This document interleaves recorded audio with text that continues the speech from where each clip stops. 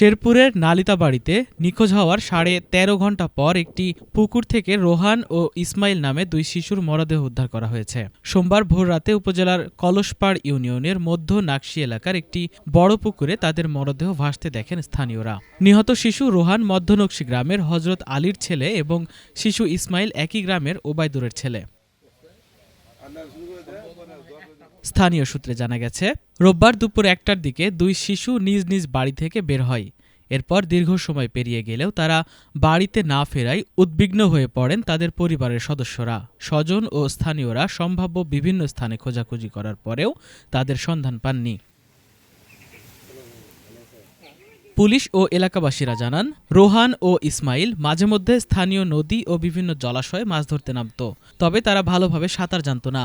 এ কারণে নিখোঁজ হওয়ার পর থেকেই স্বজনদের আশঙ্কা ছিল মাছ ধরতে গিয়ে কোনো জলাশয়ে তারা তলিয়ে যেতে পারে।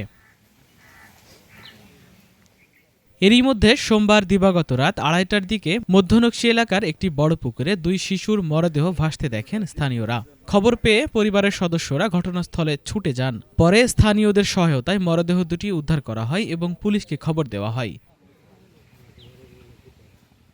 নালিতাবাড়ী থানার ভারপ্রাপ্ত কর্মকর্তা মোহাম্মদ নাসিফ আশরাফুজ্জামান দুই শিশুর মরদেহ উদ্ধারের বিষয়টি নিশ্চিত করেছেন।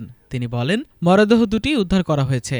ওই শিশুদের পরিবারের আবেদনের প্রেক্ষিতে তাদের মরদেহ পরিবারের কাছে হস্তান্তর করা হয়েছে। এ ঘটনায় থানায় একটি অপমৃত্যুর মামলা রেকর্ড করা হয়েছে। এদিকে নিহত ওই দুই শিশুর নামাজে জানাজা শেষে সোমবার দুপুরে পারিবারিক কবরস্থানে মরদেহ দাফন করা হয়েছে। আজকে যে দুটি শিশুর আমরা এইমাত্র জানাজা শেষ করলাম, অপমৃত্যুর কারণ পানিতে ডুবে তাদের মৃত্যু হয়েছে। গতকাল 1টার দিক থেকে তাদেরকে খুঁজে পাওয়া যাচ্ছিল না। তার অভিভাবকবৃন্দ তাদেরকে বিভিন্ন জায়গায় আত্মীয় স্বজনের বাসায় খোঁজ করতেছিল। পরবর্তীতে রাত্রে থানায় একটা জিডি করে রাত আনুমানিক 2:30টার দিকে তাদের লাশ বাড়ির পাশে একটা পুকুরে পাওয়া যায়। দুজনেই, একজনের নাম রোহান, তার বয়স 7 বছর, আরেকজনের নাম ইসমাইল, তার বয়স 9 বছর। অত্যন্ত আমরা মর্মাহত এই ঘটনার জন্য আমরা প্রত্যেক অভিভাবকবৃন্দকেই অনুরোধ করব, আমরা যেন নিজেদের সন্তানের প্রতি আরেকটু বেশি বেশি খেয়াল রাখি।